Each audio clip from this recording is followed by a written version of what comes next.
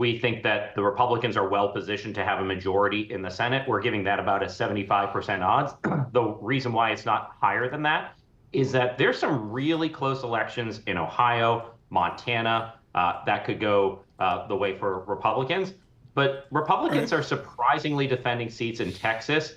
And there's a quirky seat in Nebraska where the Republicans should win, but it wouldn't be a shock if she loses to the independent Dan Osborne later tonight.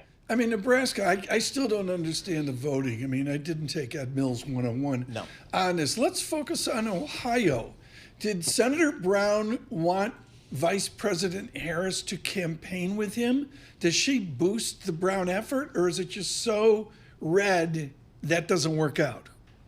So what Sherrod Brown has been saying, and what we put in our research at Raymond James, is that if Donald Trump loses or if Donald Trump wins Ohio less than 8 percentage votes tonight, that is a fighting chance for Sherrod Brown.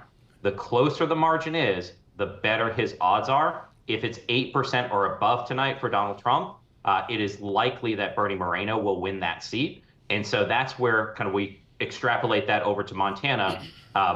Sherrod Brown, or in Montana, Donald Trump won that by 16% back in 2020. The larger the margin there, the harder it is for Tester to hold on.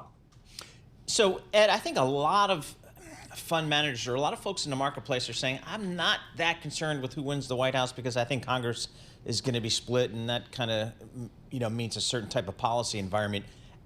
What's the percentage likelihood, do you think, that there's either a blue wave or a red wave?